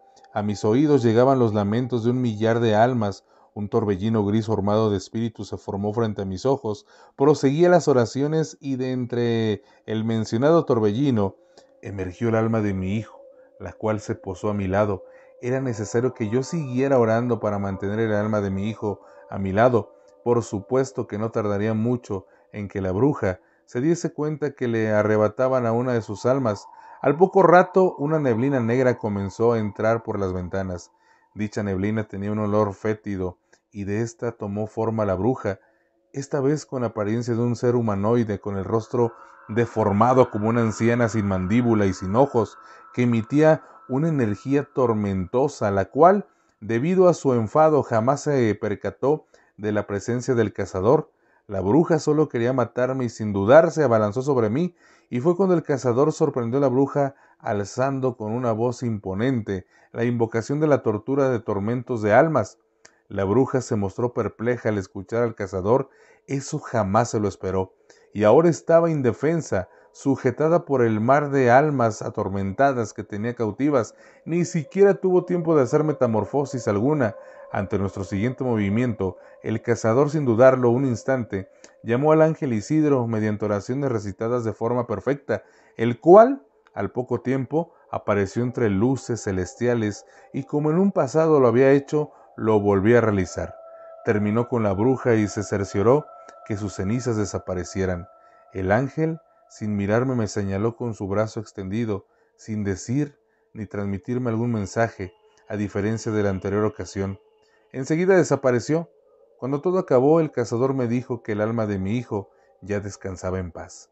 Me sentí aliviado y agradecí la ayuda brindada por aquel hombre a quien jamás volví a ver. Con el paso de los años, mi esposa y yo tuvimos 3 hijos más, a los cuales protegí en todo momento para evitar que pasara algo similar. Ahora mis hijos ya son grandes y les he transmitido todos los conocimientos que adquirí en el Malleus Maleficarum, o en español, el martillo de brujas. El fin de mi narración lo es para advertir a toda la gente los poderes de una bruja y para hacerles saber cuál es su miedo, para que algún día que sea necesario tengan cómo defenderse, aunque sea para ahuyentarla, porque tal vez, y no te has dado cuenta, pero puede ser que un ente maligno haya perturbado tu espacio-tiempo y jamás te des cuenta. Cuidado, los seres malignos existen y poco les ha de importar el que creamos en ellos o no, y les dejo la siguiente reflexión. Cuando los pensadores del pasado expusieron sus teorías, fueron víctimas de burlas y humillaciones, pero con el paso de los años y los adelantos científicos, la gente se dio cuenta que aquel del que se burlaron siempre tuvo la razón. ¿Y tú crees conocer la realidad? ¿O solo eres parte de la realidad que te han platicado? Gracias a toda la gente que sigue en sintonía con nosotros en esta gran noche de Cita con el Más Allá. Gracias de verdad a toda la gente por su amable compañía. Señores, mi nombre es Rubén Flores. Yo me voy a despedir este año con este programa de Cita con el Más Allá. Nos escuchamos el próximo mes de enero 2024. Gracias, muchachos. Espero que toda la gente se suscriba a este canal que es para todos ustedes y espero también tenerlos de nueva cuenta aquí en este próximo 2024. Que tengas un excelente fin de año con toda tu familia, con todos tus seres queridos y que te la sigas pasando muy bien.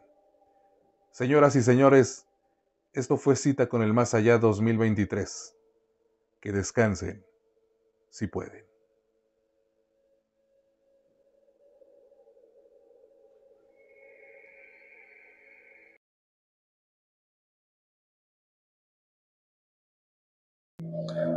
Esperemos que se le estén pasando de lo mejor aquí en este gran especial de Cita con el Más Allá, muchachos. Gracias a toda la gente, a los patrocinadores, al mundo del tenis.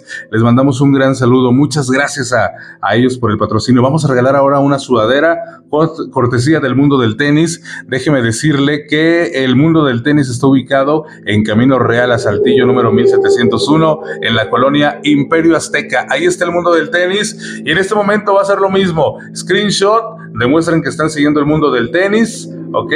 Manden el WhatsApp al 44 42 90 27 10, digan que se quieren ganar la sudadera y que están viendo Cita con el Más Allá. Háganlo en este momento, 44 42 90 27 10, ¿vale? Así que bueno, saludos para todos ustedes. Déjenme decirle que también me pueden encontrar en mis demás redes sociales. Recuerde que estamos en TikTok, estamos en Instagram, estamos en Facebook como Rubén Flores 97, donde usted me puede mandar sus historias para que las narremos aquí en el programa. Me las puede mandar en mi inbox de Facebook, es una fanpage, Rubén Flores 97.7. Ahí usted me puede mandar todas las historias y todo lo relacionado con lo paranormal que tengan, ¿vale? Así que, bueno, vámonos. Continuamos con más de las historias. Esto es el especial de Cita con el Más Allá. Regresamos. Mi nombre dentro de este relato no viene al caso, ya que la historia que les voy a narrar no me ocurrió a mí, ya que yo solo he sido hasta el momento solo un simple receptor de estos sucesos, así como lo serán ustedes. Es por esto que les narro brevemente cómo fue que yo me enteré de esta serie de torturas demoníacas de las cuales fue víctima una persona de nombre César, y que jamás sabré o sabremos si en verdad sucedieron o solo fueron la fantasía de una mente trastornada.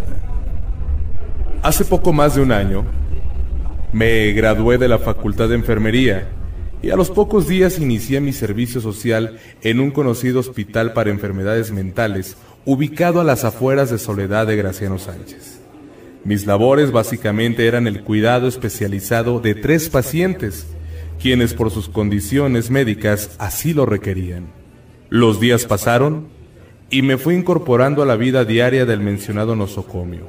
Pronto las personas asignadas a mi cuidado fueron mostrando una relevante mejoría en su salud mental, por lo cual ya no requerían un cuidado tan particular como del que yo les brindaba. Así, a razón de lo mencionado, los subsecuentes días se hicieron muy aburridos, toda vez que a pesar de la mejoría de mis pacientes, mi superior en jefe me mantenía exclusivamente en esa labor. Un buen día, que me encontraba sin hacer nada, mi jefe me pidió me encargara de deshacerme de las pertenencias de pacientes fallecidos que no fueron reclamadas por los interesados. A pesar de que dicha tarea no estaba encaminada a la misión de mi servicio social, de buena gana acepté, simplemente porque estaba aburrido y, la verdad, quería hacer algo. En cuanto llegué al almacén, del cual tenía que sacar todo lo no reclamado por los familiares de los pacientes ya fallecidos, revisé unos informes del mismo. Para esto, nos basábamos en pertenencias que llevaran por lo menos 5 años sin haber sido demandadas. En este caso, había un listado del año de 1998 al año 2003. Este no había sido desechado con el tiempo indicado por las políticas del hospital, así que existían ya muchas cosas inservibles. En pocas palabras, eran basura. Cuando empecé a deshacerme de todo lo que me quedaba más cerca, fue haciéndose más espacio en el lugar, hasta que en un espacio reducido logré ver una caja de tamaño mediano, sellada con varias vueltas de cinta canela, la cual por todos lados con plumón negro decía César, César, César. Tal hecho captó mi atención y, dejando a un lado mis principios de intimidad del paciente, opté por abrir la caja, que se encontraba ahí tan refundida, como si alguien desease jamás fuese hallada. Así que tomé un exacto y lentamente rompí los sellos impuestos por la cinta canela. Es en este momento que me arrodillaba para abrir la caja, y de la nada fui arrojado con una fuerza tremenda que caía al suelo. Cuando apenas podía incorporarme, frente a mí, una sombra pasó a la vista de mis ojos. Estaba confundido por el golpe, por lo que salí lo más pronto que pude, además del impresionante susto que me había provocado esa experiencia. Cuando cerraba la puerta, claramente sentí cómo alguien se puso justo atrás de mí. Y por medio de mi oído, pude escuchar su agitada respiración. Al mismo tiempo, no podía mover mi cuerpo. Y fue cuando lo que estaba atrás de mí me susurró: "Lárgate, tonto, y no te acerques otra vez por aquí". Al momento dejé de sentir dicha presencia y me retiré del lugar, sin decir nada de lo ocurrido a mis compañeros. Dentro de mí, era acometido por un sinfín de dudas. ¿Qué sería lo que viví? ¿Por qué ese almacén tenía tanto sin ser limpiado? ¿Sería prudente contarle a alguien lo que me sucedió? En fin, tantas preguntas llegaban a mí alteradamente. Al día siguiente, me presenté a mis labores de forma normal. Ante todo pretendía alejarme de ese almacén, pero en cuanto llegué hasta la zona de mi trabajo, mi jefe me informó que mis pacientes, debido a su mejoría, serían asignados a otra persona con menos experiencia, y yo sería asignado a otros pacientes que aún se encontraban aislados por su grado de enfermedad mental, por lo cual estaría 3 días sin pacientes. Pero debido a que se trataba de mi servicio social, por fuerza tenía que cumplir con las horas reglamentarias, y como se imaginan, mi jefe me pidió terminar la depuración del almacén. Ante su orden, no pude oponerme, y temeroso, regresé a ese lugar. En cuanto ingresé al lugar, la piel se me estremeció, y el miedo me invadió de pies a cabeza, mismo que traté de ignorar desde que comencé mis labores. Con el paso de los minutos, me fui sintiendo más cómodo en el lugar. Y pronto me volví a encontrar frente a frente con aquella extraña caja. La miré fijamente. Y de la nada, en un momento de adrenalina, tomé el exacto y terminé por abrir la caja. Separé los cartones de arriba y miré al interior. Primeramente, me hallé con un pequeño historial del paciente. Algo que me llamó la atención fue que solo estaba identificado con el nombre de César, sin apellidos o dirección. Enseguida se mencionaba su duración, que había sido de 1 año. Posteriormente, los medicamentos y las dosis para su tratamiento. Y finalmente, su causa de muerte, la cual había sido homicidio por omisión, cometido por negligencia por el Dr. X, en virtud de no haber especificado un tratamiento adecuado para el paciente. Asimismo, la fecha del deceso del 13 de febrero del año de 1997. Después, saqué algunas ropas, y debajo de estas se encontraban varios dibujos, los cuales ilustraban lo que comúnmente nosotros llamamos demonios. Todos, en su parte inferior izquierda, mostraban el nombre de Ewal, Ewalo, Ewa, Ewals, y a la derecha el nombre de César. Estas pinturas eran perturbadoras. Siempre mostraban a un hombre sufriendo torturas a manos de seres del infierno, los cuales constantemente le causaban agonías. Sinceramente, no sabía si las pinturas me daban asco, o terror, o lástima. Más bien algo combinado de estos tres. Tras sacar y ver todas las pinturas, hasta el fondo de una caja se encontraba una libreta de estilo profesional, con pastas rojas. Me acerqué, la tomé y la abrí. En su primera página decía mi diario. Posteriormente, en la segunda hoja había una leyenda que mencionaba: nadie cree lo que he dicho. Nadie cree en mí. Nadie cree en mis verdades. No tengo elección. Dejo plasmadas estas etapas sobre los sucesos que me vienen aconteciendo, esperando en Dios y sirvan para alguien más, ya que mi caso está perdido. Mi vida terminó. Mis sueños se esfumaron. Mi familia me abandonó. No me queda más, nada más que un sinfín de repulsivos recuerdos. Si alguien llegase a escuchar mis palabras, espero ese alguien de mi alma se compadezca, porque seguramente estaré penando en el más terrible de los purgatorios. Debido a que esta libreta se compone de 100 hojas, de las cuales 78 narran los hechos de este hombre llamado César, me remitiré a solo relatar los hechos más extraordinarios contenidos en la misma, para así poder hacerles llegar esto. El día 17 de abril de 1994, me casé con una hermosa mujer de nombre María Luisa. Después de haber sido novios por un buen tiempo, creo que aquel día fue uno de los más felices en mi vida, tal cual como lo fue el del nacimiento de nuestro primer hijo, a quien llamamos Fernando. Parecía que las cosas no me pueden salir mejor. Es más, pocos días más adelante conseguí un excelente trabajo, tan bueno que no batallaría para vivir cómodamente. A los pocos días posteriores al nacimiento de mi hijo, adquirimos una hermosa casa ubicada en una buena zona de la ciudad. ¡Ah, qué bella casa aquella!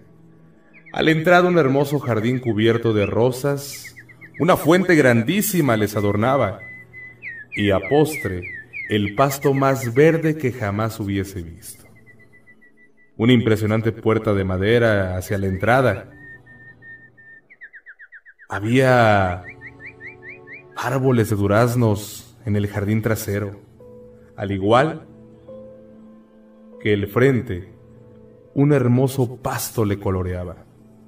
Éramos tan felices mi mujer e hijo y yo. Francamente, no había más por desear. Mi vida era perfecta. Un día recuerdo bien, 23 de agosto de 1995, Mi esposa, mi hijo y yo salíamos de viaje a la ciudad de Salamanca. Cuando nos hallábamos circulando sobre la carretera a la orilla, observamos a una mujer vendiendo artesanías. Mi mujer, fanática de las mismas, me pidió pararse para ver si existía algo que le gustase entre los objetos de la anciana. Cuando me detuve, ambos bajamos junto a nuestro hijo aún en brazos. Llegamos hasta donde la anciana se hallaba y mi mujer comenzó a observar. Fue en ese instante que la anciana se me acercó y me cuestionó sobre el lugar de destino. Amablemente le respondí y la anciana dijo: «Uy, aún les falta mucho. La noche les vendrá encima y aún les faltará mucho por llegar. Lo peor es que esta carretera está infestada de brujas y el olor del pequeño les llamará mucho la atención. Mejor ande y cómpreme un amuleto. No vaya a ser que las brujas hagan que choque».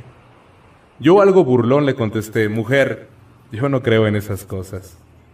Pero mi esposa, de inmediato preocupada, dijo: «No, está bien, cómpraselo. ¿Cuánto te ha de costar?».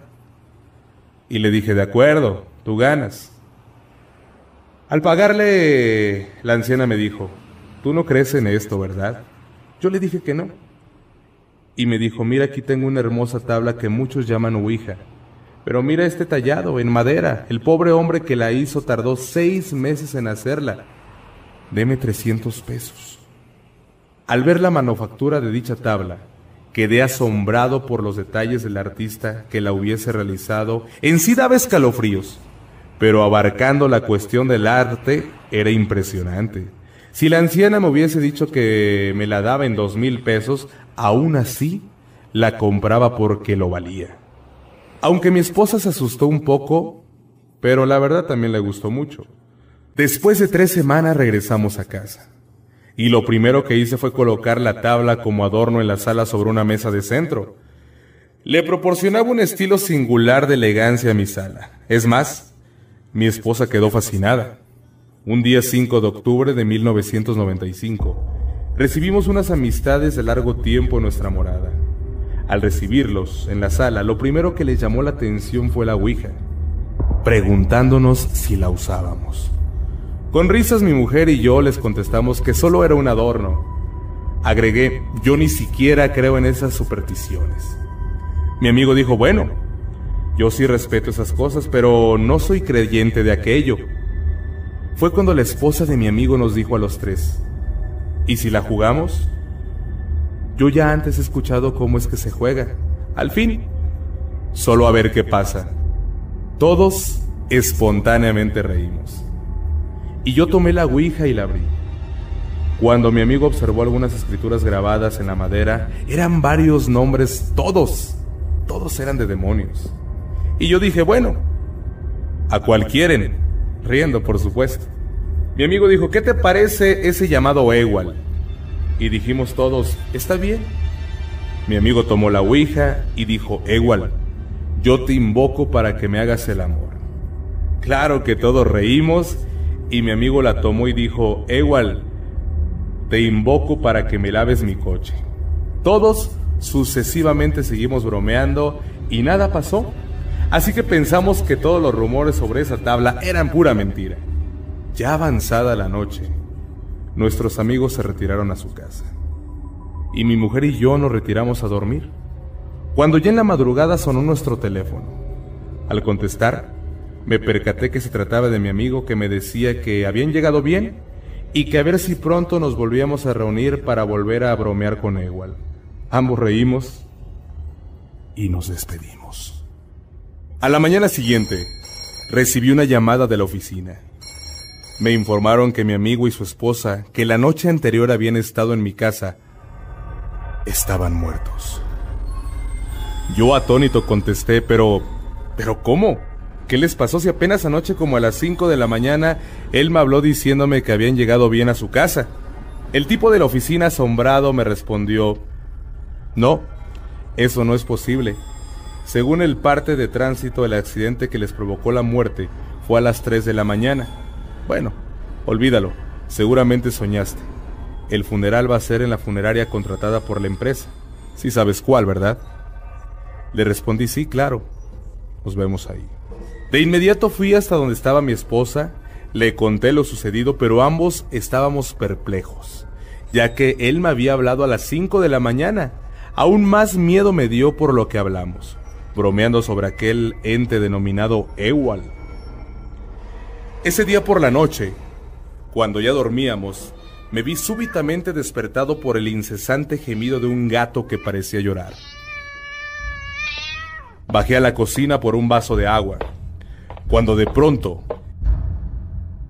al remirar a la sala, se hallaban ahí sentados mis dos amigos ya muertos y totalmente desfigurados, con los cráneos destrozados y rodeados de pequeños demonios que parecían bailar a su alrededor. No sé si era mi conciencia, pero algo me decía que lo que veía era real y no una alucinación. Entre pensamientos, uno de esos demonios se me acercó, me miró y con su dedo me apuntó y después miró hacia donde estaban los cuerpos de mis amigos. Jamás me di cuenta hasta que lo intenté de que no podía moverme. Enseguida, un concierto de lamentos infernales se hicieron presentes y olores pútridos abarcaron mi hogar. Al instante, de un momento a otro, todo se fue. Todo regresó a la normalidad. Excepto algo, enfocado a Ewald. Ewald es el demonio de la locura. Y esa anciana no era una anciana, era una bruja al servicio de los demonios que aparecen mencionados en la supuesta Ouija, que en sí no es una Ouija, sino una herramienta de invocación para esos demonios.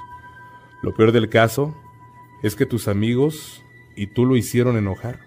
Por lo menos a los otros dos los mató muy pronto, pero a ti, mi amigo, creo que te espera una muy cruel tortura. Sugiero se separen, ya que usted, señor César, es un peligro para su esposa y su hijo. Indignado me levanté y salí de la habitación y después mi esposa, y ambos nos retiramos. Esa noche apenas entrábamos a casa y de pronto un enorme pájaro negro nos pasó volando por encima de la cabeza y tras de él, con un listón amarradas a sus garras, dos cabezas que goteaban sangre. Hasta una de esas gotas de sangre cayó en las ropas de mi hijo. Nos internamos en la casa y en los escalones habían gallinas negras muertas, todas decapitadas. Al llegar hasta nuestra habitación, unos seres infernales ya nos esperaban impacientes. En cuanto los vimos, estos querían atacar a mi esposa e hijo, pero no con la fuerza, solo se acercaban y absorbían sus energías. A partir de esa noche, se hizo común ver en la casa sombras obscuras que toda la noche se la pasaban desfilando por toda la casa. Asimismo, aparecían dentro de la casa animales muertos. Los días pasaron, y pronto mi esposa sintió más miedo, y ya estaba harta de lo que ocurría. Y pasó lo que ya se esperaba, por todo lo que nos venía pasando, y puesto que solo sucedía cuando estaba cerca. Mi esposa decidió dejarme sin decirme nunca a dónde se fue. A partir de ese día 12 de noviembre de 1995, jamás volví a saber nada de mi hijo y de mi esposa. Después de todo lo que había un día sido perfecto, se comenzó a volver un infierno. Las noches siempre eran un tormento. En una sola noche, un olor pútrido invadía la habitación. Era un olor como a humano muerto. Incluso a veces se encontraba pedazos de gente al amanecer. Asimismo, en la misma noche experimentaba temperaturas de los 50 grados centígrados a los menos 10 grados centígrados. Pero no solo eso, también era víctima de terribles picazones. La comezón era tal que me tenía que tallar con los muros. Jamás podré expresar la desesperación que siento aún ahora. Los dolores de cabeza, los dolores en mi espalda, los dolores en mis articulaciones. Todo cada día empeora. Esto pronto lo notó mi jefe, ya que mi rendimiento disminuyó considerablemente y pronto, así como a mi familia, perdí mi empleo. Pero las torturas continuaban sin cesar. Cada día son más atroces. He intentado quitarme la vida muchas ocasiones, pero esos demonios de nombre Ewalds no me dejan.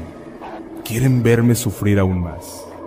He intentado orar, pero no puedo. Con solo tocar la Biblia o mencionar una oración, siento que se me quema el estómago y las manos.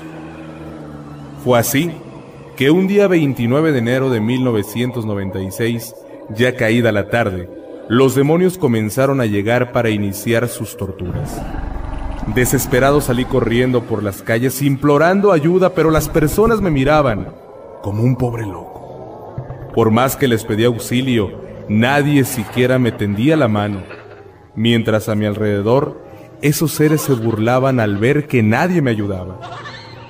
Fue cuando varios policías llegaron hasta mí, y en lugar de ayudarme me golpearon y me trajeron a este maldito manicomio.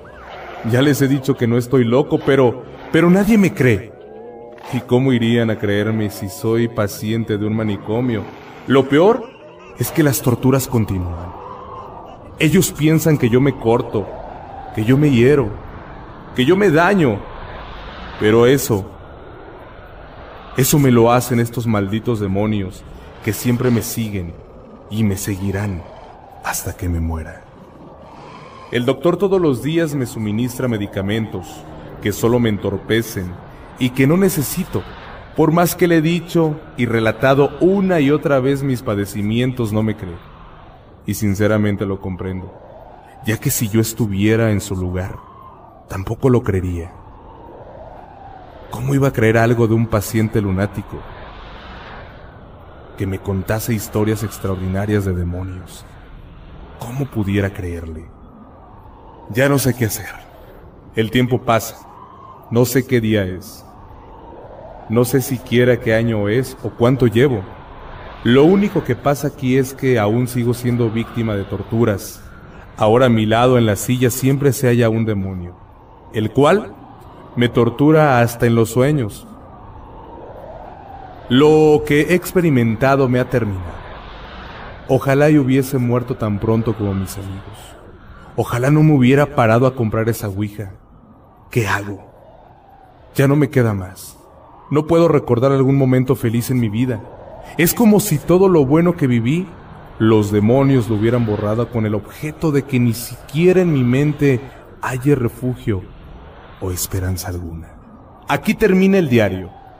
La última fecha inscrita en el mismo es del 19 de diciembre de 1996, aunque sigue pero ya sin fechas. Y la última hoja, tal vez, creo yo, se escribió el mismo día que murió, que fue un 3 de febrero del año de 1997. Es imposible poderles hacer llegar todo lo que dice el diario. Tuve que omitir muchas cosas para podérselos narrar, aunque aquí no terminan las cosas. Después de haber leído el diario, hablé del tema con mi jefe. Sobre el tema, él me dijo haber conocido a César, ya que él lo cuidó un tiempo, pero siempre que hablaba con él, parecía alguien normal, pero siempre amanecía con extrañas heridas, a pesar de que para dormir le colocaban un chaleco de fuerza, el cual cada mañana le retiraban y cada mañana amanecía herido. Finalmente, su muerte se debió a la indebida y excesiva suministración de medicamentos que le dio su doctor. Aunque aún después de muerto, César sufrió torturas demoníacas. Al fin descansó hasta que realizamos un ritual de limpia y liberación en el lugar donde dormía. Al día siguiente, apareció una carta en la recepción que decía: «Gracias por extenderme una mano. Al fin descanso. Atentamente, César».